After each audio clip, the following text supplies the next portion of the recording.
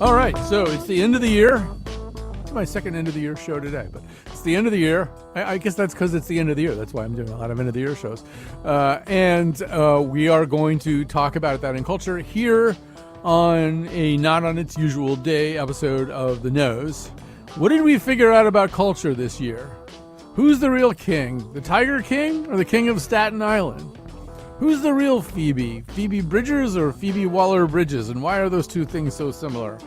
Questions like that will actually not be addressed or answered in any way on the show today. What we're going to do is we've got 6 terrific panelists. We're going to take them 2 at a time. Each of them, each pairing has kind of a mission statement. And we're going to just try to figure stuff out. And if that sounds vague, you should see the notes we have going back and forth. Although, in fact, what we probably should do is publish everybody's lists, because all of our panelists came up with these really kind of interesting, you may hear some reference to these lists, some really interesting lists of things and in all kinds of mediums and things that weren't mediums. And all right, I got to shut up here.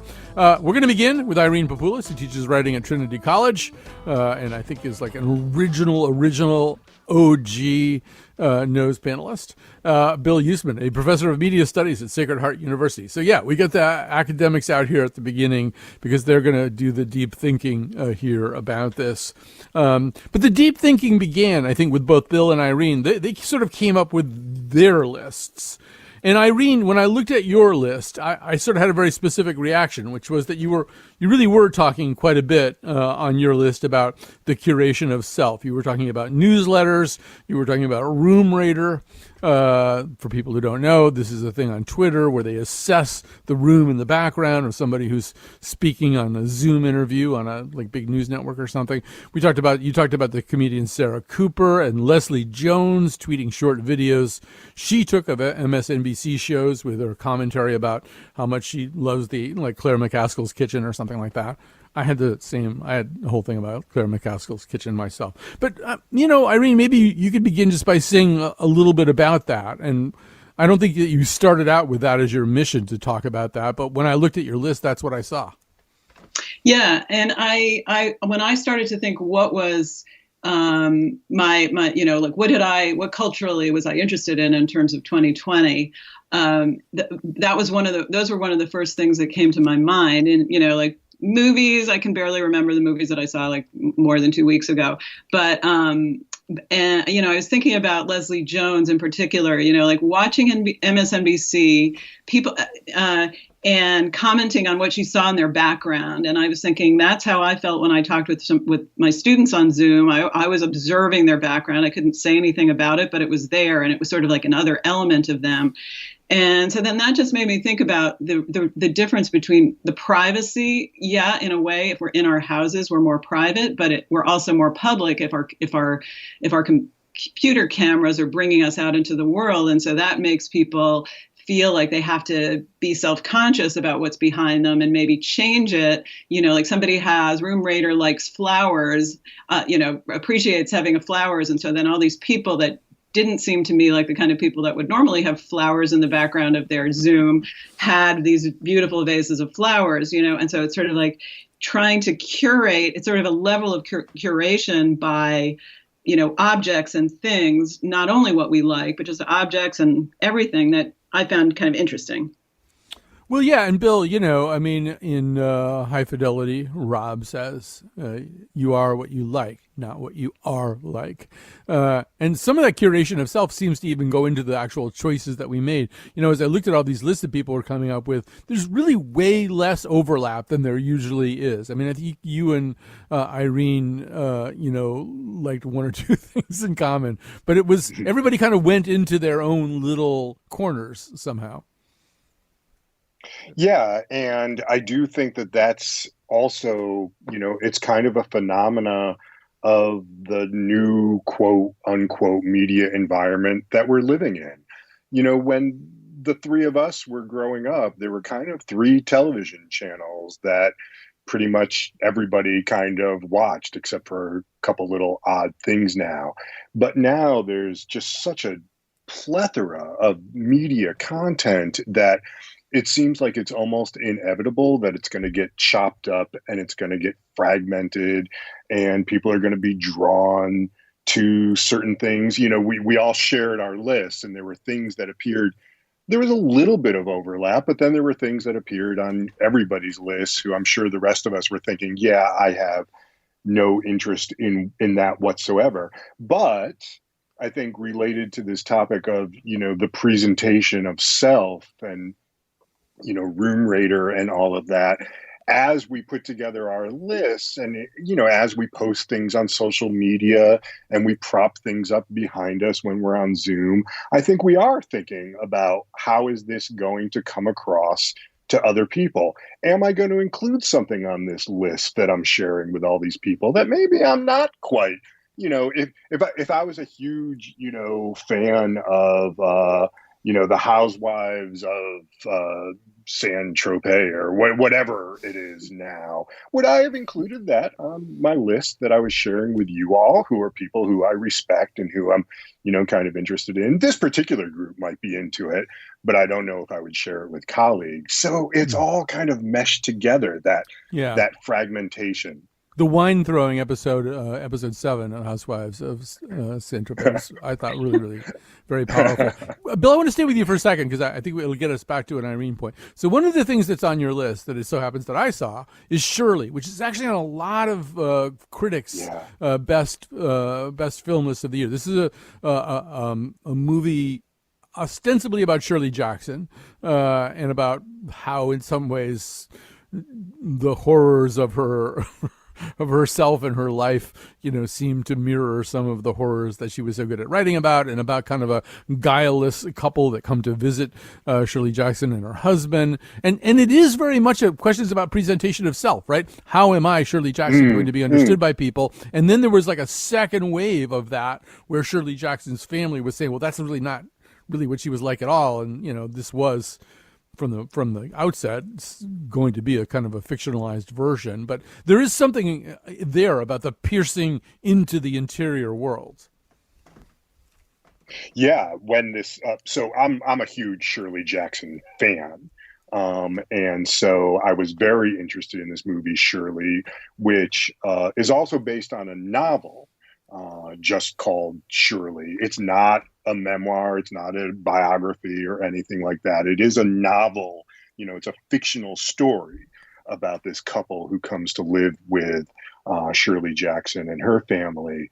And you're right, it is that intrusion of the outside into your interior space, and how much of the real are you going to let other people see? One of the things that that movie reminds me of a little bit, and there's something happening there as well in common, is Who's Afraid of Virginia Woolf, where, this outside couple comes into this academic couple's household and doesn't quite know what to make of what's happening. And at first there's some facade, but then that facade gets slowly revealed. So it was kind of like, a Zoom phone call before we could even imagine Zoom. And Irene, I don't know, maybe you just want to, I'll just let you react to that. I have some pointed questions I should ask, but I'd rather hear your thoughts. Because I kind of want to go meta for a second on that, because I want to say, all right, I haven't seen Shirley, and I am the kind of person who should have seen Shirley. I find myself as that kind of person. And so when I hear you talking about it, and I think this happens so often, I feel a certain sense of anxiety, like, oh my gosh, I haven't seen Shirley, and I'm the type of person that should have seen So I better rush out and see it tonight, figure out how I can see it right away and see it tonight, because I feel like I'm missing the boat, or I'm not the kind of person that's actually seen that, or something like that. And so I think that's another phenomenon that is so much with us too, like you're supposed to, because what you like determines who you are. And if you haven't liked something that you think should be a part of who you are, then you feel anxious, because you can't, you want people to realize, well, I haven't seen it, but really I'm going to see it tonight. I'm the kind of person that would see it, Well, can I ask you a question about that, Irene? Because It's funny because I was sort of going to go exactly where you went, except I was going to point it right at you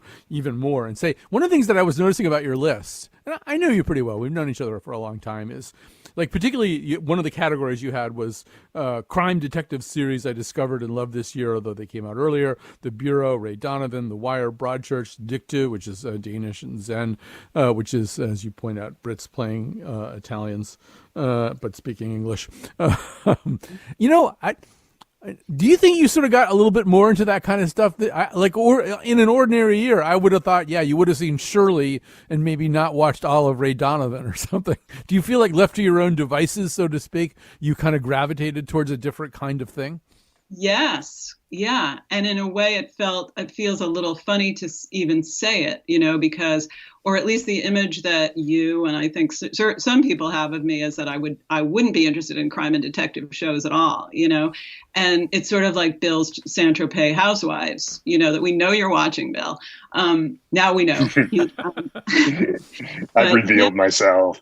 Yeah. And so there's something about, like, say if I like Tiger King, which I couldn't stand, I only saw like 10 minutes of it. But if I did, I probably wouldn't have put it on my list, because it wouldn't be the kind of person that I'm supposed to be, or something like that. I think there's anyway, so I do think that's, but on the other hand, it could be great. It's like how it used to be back in the 20th century when you would go to someone's house and you would see their records and say, wow, really? You like Gato Barbieri? As Bill said he liked on Facebook. I was like, oh my gosh, I love him too, and then you really feel a connection with somebody based on what they like that surprises you. And those are good surprises too, or bad surprises. I mean, oh yeah, that's true. You could look at somebody's record collection and say, I got to get out of here right now. Exactly. That's true. Yeah. But, that gets back to the question of what we say we crave, Bill, is authenticity. I mean, that's like been for, I think, many years now, the coin of the realm. We like Jon Stewart because he seemed just so authentic, which I think he actually was pretty authentic. But I wonder if we really like authenticity so much as much as we like stuff that entertains us. One of the things that Irene was sort of saying is the minute anything started to get authentic this year, with people on from their homes, with their rooms in the background, they went out and kind of tarted it up and made it different. I mean, do you think we actually do crave authenticity, or do we just tell ourselves that? I think we are completely inauthentic when we say that we crave authenticity. I think that. Or maybe, I don't know, because I'm just kind of thinking this through as you're posing it to me right now. I hadn't really thought about it before. I'm just going to throw this out there. I wonder if what we crave is authenticity from others, or at least what we think is, but inauthenticity from ourselves. Are we looking for that? Who is the real Irene Papoulis? Who is the real Colin McEnroe? But for what I'm giving to you all, I want to be a projection of Bill Yousman. I'm not sure about that. Maybe. Is that Irene? Is that part of the promise of Borat, that we're going to see people that because of what he does, we're going to see people in a way that they didn't necessarily intend to present themselves? Wait, I don't quite follow how that's the promise of Borat. Well, in other words, the idea of Borat is that he's pretending to be somebody who he really isn't, and then people are going to be unusually candid with him. They're maybe going to talk to them, to him. So when he goes when he does the interviews with people as a character, you mean? Yeah, it is, and I also because I think that's because there's so many layers. It's not like we either do or don't want to be authentic. I think we do in theory, but in practice, it makes us really uncomfortable. It's uncomfortable to share things that the other person might think are strange, or that might send them out of your apartment when they see your records. But at the same time, we do want to be seen. I think that still is a human desire, but we think, well, if I shape it in a certain way, which people have always done, but I think, I want you to. We probably want to appear better than we might think we are. That's where the anxiety, I think, comes in. I want to have those flowers there. I want people to know that I saw Shirley because I want them to think that I'm a certain kind of person. even if I'm not really that kind of person. And I think it's more interesting to know what the person actually is, but so it's complicated. There's a lot of different levels to it. In a way that's hard to, in a way, it's something that we've always had. People always, even just down to like, what are you going to wear? You're going to present yourself in a certain way. But now there's so many ways. I mean, when I heard about that wall of books, if I could bring that up, Colin, that you can order a wall of books. Oh, I want to have like a progressive political wall of books that you can put behind you to have when you're on Zoom, so that, somebody will send you a whole bunch of books and you can have them there that have nothing to do with books you've actually read necessarily. And so it's just so much of another level of, I'm going to put on this shirt because I want to be dressed up. It's sort of like getting into these tiny little nuances of details that take us away maybe from who we really are. Like who you really are becomes less and less like visible, because it's just, who did you decide you want people to think you are? I'm going to let Bill have the last word, but before he does, and he can just say whatever he wants, but I do want to say that one of the dynamics I have noticed in Irene Papoulis in the decades that I have known her is that she firmly believes that whatever it is that you think about her, you've got her wrong. You have incorrectly assessed her. So as far as I'm concerned, you've been way ahead on this for a really long time. All right, so Bill, you get the last word. And that's probably the case for all of us. I think we always get each other wrong. I think that's in some ways maybe both simultaneously the tragedy and the saving grace of human interaction. I'll just quickly make one more point. Another thing that appeared on my list of favorite things from 2020, I think directly relates to this. And it's purportedly a novel by Martin Amis called Inside Story. But boy, when you read it, it sure comes across as a memoir. And it's really playing with that idea of, is it the real Martin Amis or is it the fictionalized Martin Amis? It's all about his real relationships with other writers that he had close friendships with. But then I learned after the fact that there's a character in it who is completely and totally made up and fictionalized. So I think that novel, Inside Story by Martin Amis, really speaks to this whole conversation we've been having about the real versus the unreal, who we are. All right, we're going to end this segment. Thanks to Irene Papoulis and Bill Yousman. We're going to end with something from American Utopia, the David Byrne musical that showed up on a number of people's lists.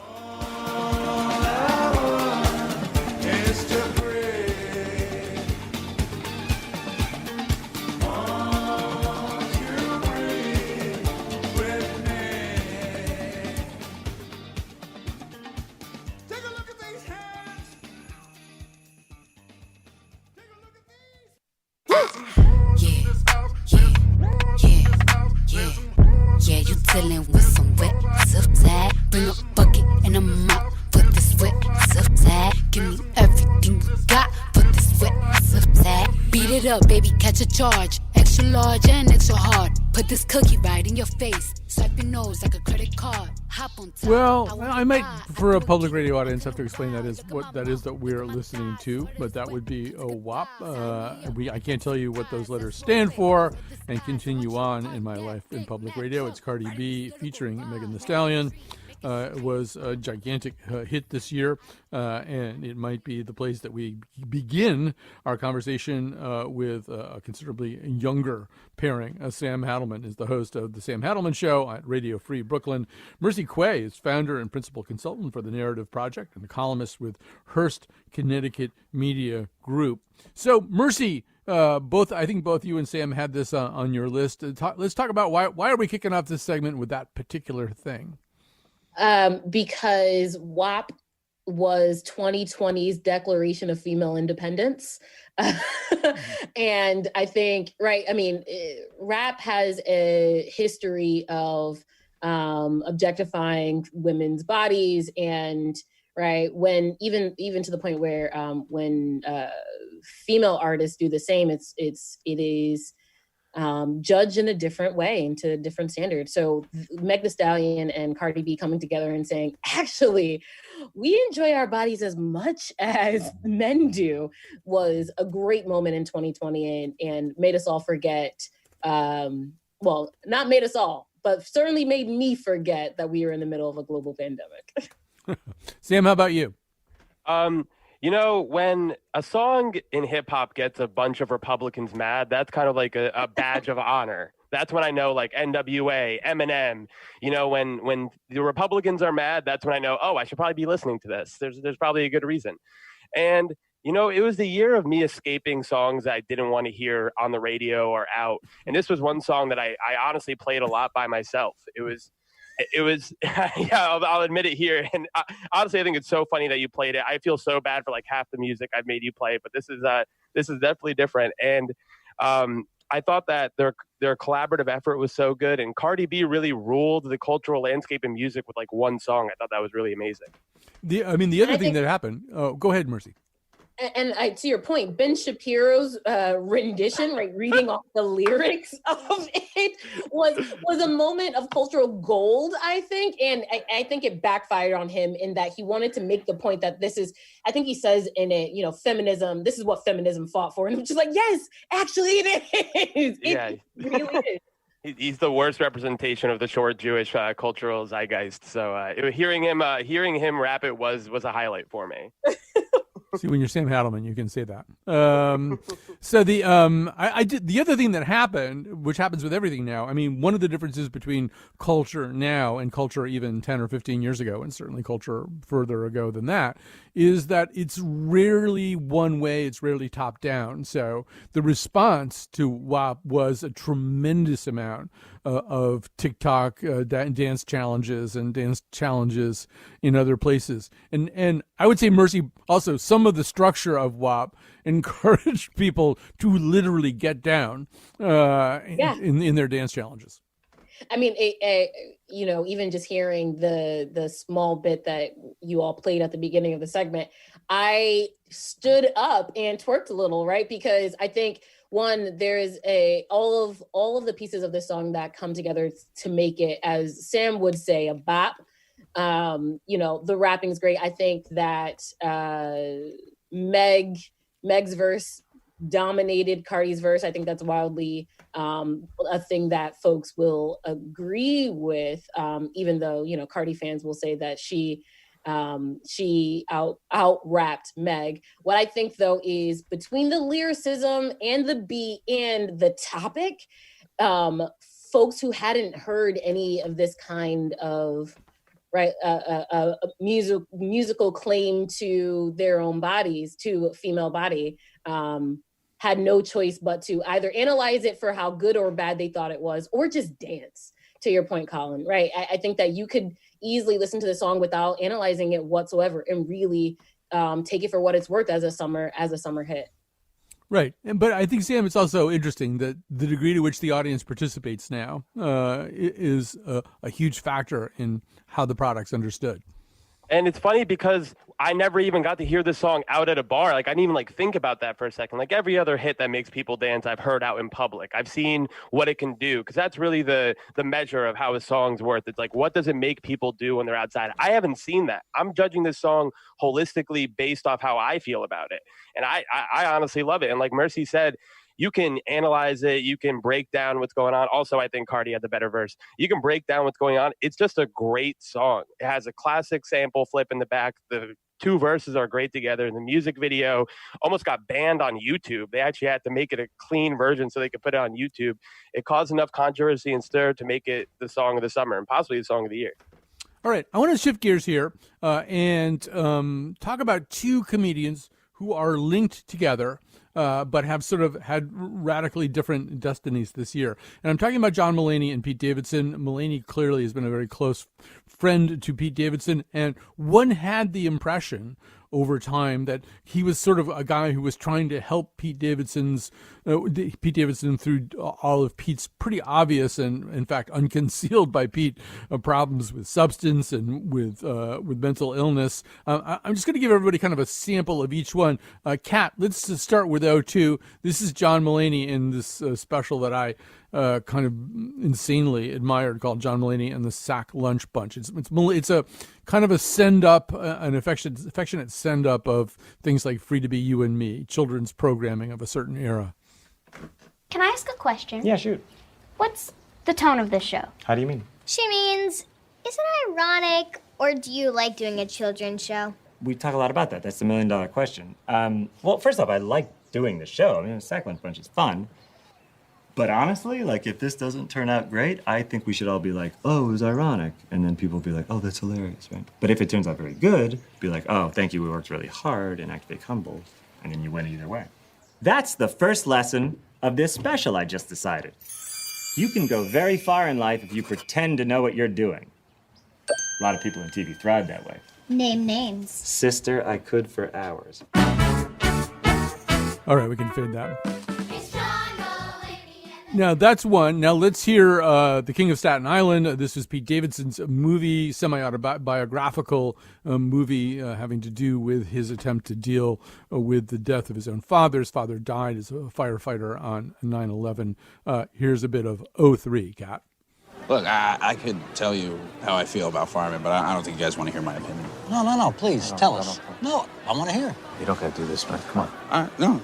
Yeah. Come on, Okay, how about this? If you're a fireman, just don't have kids or a family at all, okay? So that way you don't crush them when you don't come home that one time, you know? And you're just so selfish. You just hang out with your boys all day like it's a frat house. Half the time you're not even putting out fires. You're just jerking off watching Scarface, okay? All right, take it easy, man. No, I'm just saying. And it's wrong to tell a kid that you're going to be there for him for his whole entire life. You miss graduation, your birthdays, okay? My prom dances. It's a very mean thing to do to children. And if you have a family, you're... Take it easy. Take it easy. One way to look at it. Yeah. Tell that to my dad. Oh, but you can't, because he's dead. All right, so I'm going to start with you, Sam. You are a Pete Davidson fan, and he's been kind of an interesting figure during the pandemic, the shutdown, in terms of how he's presented himself to the world. And they did manage to get this movie out, too. Say a little bit about what you think about him.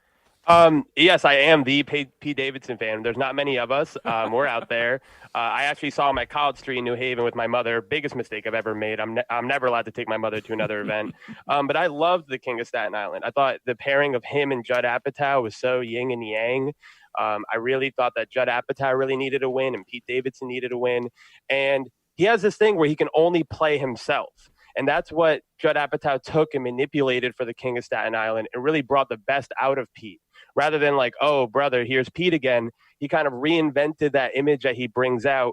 And I thought it was a great movie. It was one of the only 2020 movies I paid the $20 for to actually watch in full. But what I like about Pete Davidson is that he has an edge to him. And he understands millennial struggles. I feel like it's hard, in comedy, there's a lot of people who, misrepresent the millennial struggle. And Pete Davidson's someone who's so honest and forthright with what's going on with them. It makes people feel like they're not alone. And I think that's what I like about him.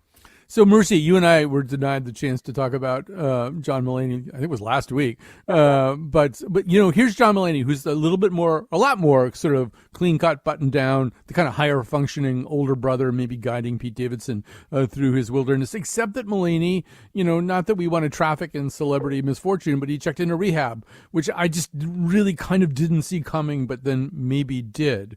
And then it made me sort of think, even back to the conversation we had in the first section about authenticity. Whether in fact we enjoy a performer because we really know him or because he's really good at not letting us know him. But I didn't get to hear your thoughts last week. I want to hear them this week. Yeah, I think, Sam said that Pete Davidson needed a win in The King of Staten Island. What I can say about 2020 for John Mulaney is that John Mulaney did not need a win this year, right? I think this was, Colin, I think at the beginning of the year, it might have been this year that we were talking about the Sack Lunch Bunch on the news, right? And so we started this year talking about Sack Lunch Bunch and ended off with John Mulaney checking into rehab all of 8 weeks after hosting Saturday Night Live, right? I think that shows me, one, his range. John Mulaney's got range that I didn't give him credit for. We gave him credit for being this, buttoned up, and clean-cut comedian. It was like, if there's no one who is just wholesome out there in the world, it's John Mulaney. And I think that is in part why it took his rehab issues took folks by surprise. We didn't expect this otherwise clean-cut comedian from Chicago who is in the Sackler Bunch, especially sort of reminiscent of Mr. Rogers. He wears a suit, a full-on, in some cases, three-piece double-breasted suit for his stand-ups. I mean, this guy talks about in his jokes getting older in the style of now he talks through his burps and just tries to suppress them, right? This John Mulaney is a coming of age story that went wrong this year. And I mean, I'm looking forward to seeing what 2020 has in store for John Mulaney, because I don't think that we are by any means seeing the last of him.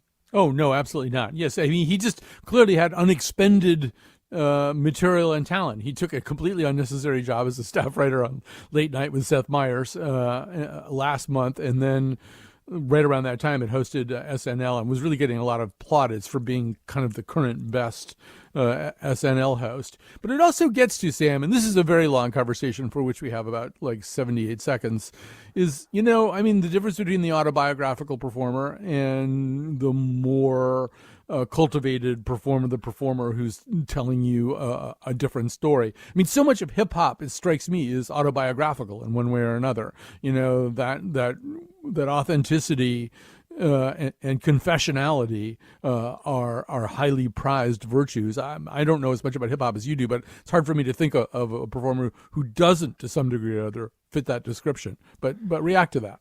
Yeah. It goes back to Goffman, and I can't believe I'm bringing this up. Who says communication degrees are worthless? Shout out Professor Golan. And it kind of shows it's not really, and it's kind of sad, it's not really about what's going on with you. It's about how you present it and how people are able to relate to it, and how people are able to picture your life in their head. As a critic, as someone, well, I guess I'm a critic, the best feeling in the world, the hole in one for me, is when something makes me stop and think and visualize and put something in my head. And I think that's the authenticity across the board, whether it's comedy, whether it's hip hop, whether it's movies. That's what I was searching for this year. And that's what I really was craving, something that just made me hit the pause button and be like, oh man, should I think about this? And I think that's the thing in hip hop and everything that we've talked about that kind of brings it all together, especially bringing in Goffman. Again, I can't believe I'm talking about that, but yeah, somehow or other in the emails for the show, Irving Goffman's presentation of self in everyday life started to get kicked around, which I just wasn't aware anybody ever talked about at all these days. We're kind of almost out of time. And I don't know, Mercy, is there, you and Sam had a couple of other things in common, Lovecraft Country, I May Destroy You. Is there one of those you quickly want to mention here? I mean, I think what we've seen this year in 2020 in all of the ways that the civil unrest and racial unrest have examined and sort of brought the racial underbelly of America to a head. What we've also seen in art is that Black artists have, again, I'll use this word, range. I May Destroy You, Michaela Cole's real assessment on what rape culture is, I would say in our society, not just in the UK, but in our society, straight down and through to Lovecraft Country, where we see Misha Green, who was a writer on Underground, put together this beautifully crafted story that is Afrofuturism in addition to fantasy storytelling. I mean, that for me epitomized what Black art can be, and the answer is sort of whatever it wants. That's a very cool way to describe it, Mercy. Thank you for that. And so, Sam, we're about to go out with Taylor Swift. Not like go out with Taylor Swift, but we're going to go out with Taylor Swift. Explain why we're going out with Taylor Swift. Because Taylor Swift dropped 2 of the best albums of the year. And I've gone on this show and I've said how much I don't like Taylor Swift, but I gave it a chance in quarantine. She brought the best group around her. Jack Antonoff, who's a fantastic producer, Aaron Dessner from The National, Bon Iver pretty much plays every instrument on the album. And she kind of just went back to her roots. She brought that pop quickness that we kind of liked from her, but was kind of getting diluted. and the folk intro to her career that she had, and brought it all together for an album I truly cannot stop listening to. It is embarrassing how much Taylor Swift merch money I have spent, and I can't believe I'm saying this on public radio, but you should really check it out. Like it gets the cosign from me. All right, hip-hop maven confesses Taylor Swift devotion. That's the scoop at the end here. Mercy Quay, Sam Hadelman. We'll go out with Betty by Taylor Swift. Betty, I won't make assumptions about why you switched your homeroom, but I think it's 'cause of me. Betty, one time I was riding on my skateboard when I passed your house. It's like I couldn't breathe. You heard the rumors from Inez. You can't believe a word she says most times, but this time it was true. The worst thing that I ever did was what I did to you. All right, we are back. Let me quickly say thank you to Jonathan McPants, who is the producer of this episode and who's really done some stellar work over the last week or two. I don't know if you get to hear his production of the best of Jim Chapdelaine and Big Al, but it was pretty amazing and a cause for great delight for our listeners. And special thanks to Kat Pastor all through this time when we've been making changes and adjusting and things like that. Kat Pastor's the person who's there in the studio making it all actually work. So thanks to both of you. We're going to, in our final segment, bring together Rebecca Castellani, who handles social media marketing and event planning for Quiet Corner Communications, and Tanisha Dugan, an artistic producer at TheaterWorks. She's joining us via the miracle of Skype. I don't know why we're supposed to say that, but we are. And all right, so let's begin with the fact that both of you have been involved over the recent years with live performances. And live performances were the things that really couldn't happen this time around. So I want to ask sort of both of you about that. I mean, Rebecca, I know that you sort of saw in artistic responses to the inability to perform live a lot of innovation that some of which might even be worth keeping when we go back to quote unquote normal. Can you say more about that? Yeah, absolutely. I feel as though this was kind of happening in the music industry even before COVID. We were starting to see a lot more technology infiltrate the concert experience, everything from VR to, custom audio experiences. All of this technology was kind of percolating before COVID, and COVID really was the catalyst to move a lot of this stuff forward. You've seen a lot more stuff available online to stream. People are still working very hard to replicate the feeling of actually being in a concert without physically being there. And I think that some of this really is worth keeping around. I mean, you are opening up the consumption for stuff like this to an audience that typically doesn't get that. There's a lot of people that can't afford to go see a live concert or a Broadway play, but they can't afford a subscription to Disney Plus and stream something like Hamilton. And I think it's great to allow culture to be consumed by more people. And if that is a positive outcome of the pandemic, I'm here for it. Yeah, Tanisha, I think I said in an email to you guys that I've been sort of keeping track of all the cool theater stuff that's available in streaming forms, digital forms. I'm a subscriber in some years to New York Theater Workshop. They've done some incredible stuff, including a production of Chekhov that used Sims characters. And it all looks really interesting, but I don't ever watch any of it. And I'm a big theater junkie. And I'm sort of wondering about that, too, that that there's a gulf between how much I appreciate all that innovation and whether I'm partaking it. But it could be just that I'm in a mood. So you react. I don't know if you're in a mood. I mean, I'm a semantics girl, right? So I would say live performance hasn't died, but your ability to watch it in person has been put on. And I think that's the thing that you're craving the most, right? Which is that communion with other people to engage in culture. And I think you guys talked a little bit, brushed against it a little bit in the first segment when Bill was talking about, there was a time when there was only 3 stations, right? And I was reading an article, I forget where, and they were sort of likening, watching those shows and having to pick and, Charlie Brown Christmas coming on and all of the kids being like, we know that that's what we're going to watch and we're all going to experience that together as a television watching thing. And now that you can curate every part of your life, even the culture that you watch, to a point in which you are engaging in almost everything alone, to me, the thing that you're looking for isn't necessarily the art form per se. Although I think there's something to be said about your disinterest in The Sims and the seagulls. I think it was fantastic. But did you watch it? I watched some of it. So, well, didn't it also get really long? Because I thought they were like, because it was on Twitch or something, stuff was like flowing in from the audience too. Yes, which is I think the thing that makes it exciting and what makes it feel live. But I was definitely of the I love The Sims and I like the people as an actor. But I would prefer to play The Sim. I want to be in control of the world without the rest of you. So my engagement, but I think it's amazing. And to Rebecca's point, we've been we've been talking about engaging with technology for a decade. We've been talking about engaging with accessibility and making ourselves, speaking about theater in particular, making ourselves more accessible to folks. And the pandemic, the plague, has made it a requirement. So it's. I think there will be things that remain. I hope that there are things that remain. And I think the things that will remain are the things that really touched on connection in a way that we were all craving and lacking.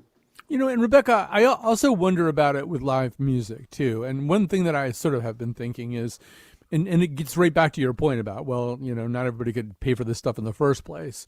There is a sense of privilegedness that you feel if you've got tickets to go see Elvis Costello or Mary J. Blige or whoever, and you're going to get to sit there with X number of other people, and you're going to see this show. And to me, one of the problems I think with streaming is I don't feel that at all, right? I mean, there was an Elvis Costello / Lyle Lovett thing that I absolutely should have streamed. I didn't even bother, and I worship both of them. I don't know, maybe it just didn't feel special and kind of isolated to itself enough, if you know what I mean. Well, sure, and back to Tanisha's point, I mean, that's the rub here, right? We're not necessarily sacrificing the art. We're sacrificing the experience of consuming art together.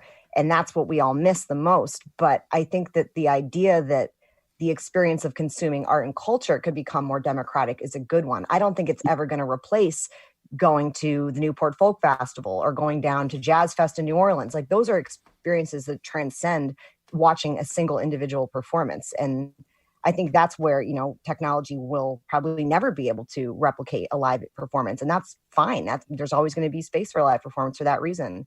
But just to allow other people the chance to see the American Ballet Theater dancers in action without having to have a ticket to it and go in person, that's a wonderful thing that I think, we should stick around even as the pandemic, hopefully, knock on wood, dwindles down. All right. Go ahead. Yeah. I think versus that Instagram battle show, music show, has actually been the closest to a communal experience of music this entire pandemic. And for those of you who don't know, Versus is on Instagram. It was the brainchild of Swizz Beatz and Timbaland. I forget who the first sort of matchup was, but they've done a number of matchups, mostly within what one would call Black music. Patti LaBelle and Gladys Knight were one. Erykah Badu and Jill Scott were another.